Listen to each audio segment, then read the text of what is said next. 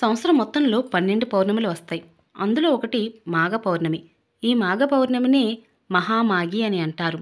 కార్తీక మాసంలో వచ్చే కార్తీక పౌర్ణమికి ఎంత విశిష్టత ఉందో, అలాగే మాఘమాసంలో వచ్చే మాఘ పౌర్ణమి కూడా అంతే విశిష్టత ఉంది. మాఘమాసంలో చంద్రుడు మఖా నక్షత్రంలో సంచరించడం వలన ఈ మాసానికి మాఘమాసం అనే పేరు. ఈ మాఘమాసంలో ఈ మాఘ పౌర్ణమి వేళ పార్వతీదేవి అమ్మవారి పుట్టినరోజని, అలాగే లలితాదేవి అమ్మవారి జయంతి అని కూడా చెబుతారు. మాఘమాసం అంటేనే శుభకార్యాలకు, మంగళకరమైన పనులకు అనువైన మాసం. మాఘము అంటే పాపము పోగొట్టేది. తెలిసి తెలియక చేసిన పనులు ఈ మాఘమాసంలో మాఘ స్నానం ఆచరించడం వలన, సూర్యభగవానుడికి అర్ఘ్యం అర్పించడం వలన, మాఘమాసం అంతా కూడా ఆ శ్రీ మహావిష్ణు ముందు దీపం పెట్టడం వలన తొలగిపోతాయట. కాబట్టి అందరూ కూడా ఈ మాఘమాసం వేళ లేదా మాఘ పౌర్ణమి వేళ అయినా సరే అమ్మవారికి ఈ విధంగా పూజించండి. ఏదైనా శుభకార్యం చేయాలనుకునే ఈ మాఘమాసంలో లేదా ఏదైనా మంచి పని మొదలు పెడదామనుకున్నా సరే తప్పకుండా ఈ మాఘ పౌర్ణమి వేళైనా సరే మొదలు పెట్టవచ్చు. చాలా అంటే చాలా మంచిదండి. చాలా విశేషమైన పూజా విధానం ఈ మాఘమాసంలో. మరి అమ్మవారిని మాఘ పౌర్ణమి వేళ పూజ ఎలా చేయాలి, పాటించవలసిన నియమాలు ఏమిటి, పూజ విధి విధానం గురించి పూర్తి వివరంగా తెలుసుకుందాం. మరి 2025 సంవత్సరంలో ఫిబ్రవరి నెలలో ఫిబ్రవరి 11వ తారీఖు మంగళవారం నాడు మాఘ పౌర్ణిమ లేదా ఫిబ్రవరి 12 బుధవారం నాడు మాఘ పౌర్ణిమ అని చాలామంది సందేహం ఉందండి. ఎందుకంటే ఇప్పుడు కూడా పౌర్ణమి తిథి సమయాలు ఏదైనా పూజా కార్యక్రమ సమయాలు అనేవి తగులు మిగులు వచ్చినట్లయితే పూజ ఏ రోజు చేసుకోవాలని సందేహం అందరిలోనూ ఉంటుంది. కాబట్టి పూజా విధిని ఎక్కడ స్కిప్ చేయకుండా చూసినట్లయితే మీకు పూజా సమయాలతో పాటుగా ఈరోజు పూజ ఎలా చేసుకోవాలి, పాటించవలసిన నియమాలు ఏమిటి, పూజ విధి విధానము, అలాగే మాఘ పౌర్ణమి యొక్క విశిష్టత గురించి కూడా పూర్తి వివరంగా తెలుసుకోవచ్చు. మాఘమాసంలో ప్రతిరోజు కూడా శుభప్రదమైన రోజనే చెప్పాలి. అందులోనూ మాఘ పౌర్ణమి చాలా విశిష్టత కలిగినటువంటి రోజు. ఈ రోజున మాఘ పౌర్ణమి లక్ష్మీదేవి అమ్మవారిని ఆరాధన చేయాలి. లక్ష్మీదేవి అమ్మవారి పటంతో పాటుగా అందరి దగ్గర కూడా లక్ష్మీ అమ్మవారి విగ్రహం ఉండకపోవచ్చు.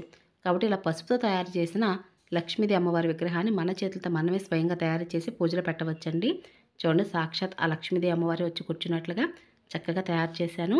మీలో ఎవరైనా పసుపుతో లక్ష్మీదేవి అమ్మని తయారు చేయాలనుకుంటే ఈ విధంగా తయారు చేయవచ్చండి. మరి తర్వాత పసుపుతో తయారు చేసిన లక్ష్మీదేవి అమ్మవారిని ఏం చేయాలనే విషయం కూడా చెప్తాను. అలాగే అమ్మవారికి ఈ రోజున నిండుగా పసుపు కుంకుమలు, సువాసన వచ్చే పూలతో అమ్మవారికి అలంకరణ చేయడం లాంటివి చేస్తూ ఉండాలండి.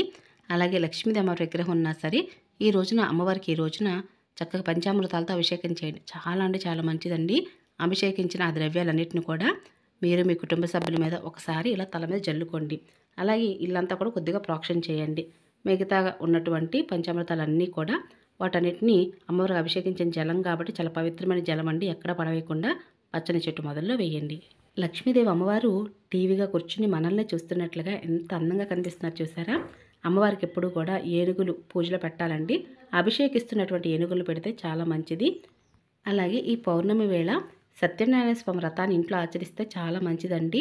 ఒకవేళ మాకు ఇలా గురువుగారిని ఇంటికి పిలిచి బ్రాహ్మణుల్ని పిలిచి మా శక్తి కొలది మేము ఇలా చేయలేమండి అనుకున్న వారు ఎవరైనా సరే మన చేతులతో మనమే స్వయంగా సులభంగా మనకు మనమే సత్యనారాయణ స్వామి వ్రతాన్ని ఏ విధంగా ఆచరించవచ్చు అనే విషయాన్ని నేను ముందుగానే ఒక వీడియో ద్వారా పోస్ట్ చేస్తున్నానండి.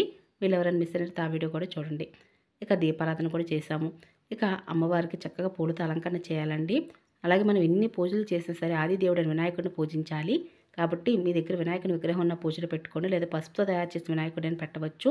పూలతో అలంకరణ చేసి అక్షంతలతో అష్టోత్తరము లేదా ఓం గం గణపతియే నమః అంటూ 11 సార్లు అక్షంతలని వినాయకుడి దగ్గర వేసి దీపం చూపించి ధూపం వేసి, అలాగే ఏదైనా నైవేద్యం పాలు, పండ్లు, అటుకులు, బెల్లము ఇలాంటివి ఏమైనా సరే నైవేద్యం పెట్టి ఇక వినాయకుడు నమస్కరించుకోవాలండి. మేము చేసేటటువంటి పూజలో ఎటువంటి ఆటంకాలు లేకుండా మేము చేసే పని నిర్విఘ్నంగా జరిగేలాగా చూడు తండ్రి అని చెప్పి వినాయకుడికి నమస్కరించుకొని ఆ తర్వాత లక్ష్మీదేవి అమ్మవారి విగ్రహం ఉన్నట్లయితే అభిషేకించండి. ఆ అభిషేకానికి కూడా పంచామృతాలు అనేవి అన్నీ కలిపి నేను ఇందులో కలిపేసుకున్నానండి. ఒక దాంట్లో కలుపుకొని కూడా అభిషేకించవచ్చు, లేదా విడివిడిగా పంచామృతాలు అనేవి మనం అభిషేకం అనేది చేయవచ్చు. ఒకటి మీ దగ్గర పంచామృతాలు లేనట్లయితే మంగళకరమైన జలంతో సరే అభిషేకించవచ్చండి. ఈ రోజున తప్పనిసరిగా అమ్మవారికి కనుక ఇలా పంచామృతాలతో అభిషేకిస్తే అమ్మవారు ఎంతో ఉప్పొంగిపోతారు. అలాగే మీ దగ్గర లలితాదేవి అమ్మవారి విగ్రహం ఉన్నా సరే పూజలు పెట్టుకోవచ్చండి. అభిషేకిస్తున్నంతసేపు కూడా ఓం శ్రీమాత్రే నమః అంటూ, అలాగే అభిషేకిస్తున్నప్పుడు ఎవరితోటి మాట్లాడకుండా మనసును ప్రశాంతంగా ఉంచుకొని నిర్మలమైన భక్తితోటి అమ్మవారిని పూజించండి. తప్పకుండా అమ్మవారి యొక్క అనుగ్రహం తప్పగా కలుగుతుంది. ఇలా అమ్మవారికి పంచామృతాలతో అభిషేకించిన తర్వాత కొద్దిగా నీళ్ళను పోసి అమ్మవారికి బొట్టు పెట్టి ఆ తర్వాత మంగళహారతలు ఇవ్వాలండి. హారతి ఇచ్చిన తర్వాత అమ్మవారిని కదిపి పక్కన పెట్టుకొని ఆ తర్వాత అభిషేకించిన ఆ జలాన్ని మీ తల మీద వేసుకోండి. తర్వాత మీ కుటుంబ సభ్యుల మీద వేయండి. ఇంట్లో కూడా చక్కగా నేల మీద వేయకుండా గోడల మీద అక్కడక్కడ ప్రోక్షణ చేయండి. ఇలా చేయడం చాలా అంటే చాలా మంచిది. లక్ష్మీదేవి అమ్మవారు, చంద్రుడు ఇద్దరు కూడాని తోబుట్టువులని చెప్తూ ఉంటారు. కాబట్టి ఈ రోజున లక్ష్మీదేవి అమ్మవారిని మనం పూజిస్తాము. అలాగే మనస్కారకుడైన ఆ చంద్రుడిని కూడా పూజించాలండి. అలాగే ఈరోజు క్షీరదీపాన్ని కూడా వెలిగించాలి. అయితే నేను ఇక్కడ లక్ష్మీదేవి అమ్మవారికి అభిషేకించిన తర్వాత ఇంకా గంధము కుంకుమ బొట్లతో చక్కగా అలంకరణ చేస్తున్నాను. చూసారా ఎంత అందంగా ఉందో అమ్మవారు. చక్కగా ఎర్రటి ముఖంతోటి అలాగే గంధముతోటి అమ్మవారు గంధము చీర కట్టుకొని మనల్ని వీక్షిస్తున్నారేమో అన్నట్లుగా అంత అందంగా కనిపిస్తున్నారండి. ఈ గంధం కూడా అష్టగంధం అండి. అష్టగంధంలో కొద్దిగా నేను జవ్వాది పౌడర్ వేసి ఒకసారి అమ్మవారికి ఇలా అలంకరణ చేద్దామని నాకు మనసులో ఒకసారి తలంపు వచ్చిందనమాట. సరే ఈ విధంగా అలంకరణ చేద్దాం అనుకున్నాను. ముందుగా అష్టగంధంలో కొద్దిగా రోజు వాటరు అలాగే కొద్దిగా జవ్వాది పౌడర్ వేసి ఈ విధంగా కలిపి అమ్మవారికి అయితే ఏర్బడుతూ ఈ విధంగా అలంకరణ చేస్తున్నాను. ఆ తర్వాత అమ్మవారి ఫేస్కి ఎరుపు రంగు అలాగే కిరీటము ఇవన్నీ కూడా సిద్ధం చేద్దాం అనుకున్నాను. మీలో ఎంతమందికి అమ్మవారి అలంకరణ నచ్చింది అనే విషయాన్ని కూడా కింద కామెంట్ సెక్షన్ తెలియచేయండి. ఇక అలాగే విరజాజి పువ్వులండి మంచి సువాసన వస్తూ ఉన్నాయి. అమ్మవారికి అలంకరణ చేద్దామని తెప్పించాను. అలాగే అమ్మవారిని ఈ రోజున ఒడ్లు పైన ఈ విధంగా స్థాపన చేసుకుంటున్నానండి. ఎందుకు అంటే మీకు ముందుగానే చెప్పాను కదా, లక్ష్మీదేవి అమ్మవారితో పాటుగా చంద్రుని కూడా పూజించాలి. మనం నవగ్రహాలలో మనం రవిగా సూర్యుడిని అలాగే చంద్రుడిని మనం పూజలు చేస్తూ ఉంటాము. చంద్రగ్రహానికి బియ్యం అయితే పోసి మనం పూజ అయితే చేయవలసి ఉంటుందండి. కాబట్టి ప్రీతికరం చంద్రుడికి బియ్యం అనమాట. ఆ బియ్యానికి నేను ఇక్కడ వడ్లు అయితే పోస్తానండి. వడ్లు కనుక లేనట్లయితే బియ్యం కూడా వేయవచ్చండి మీరు.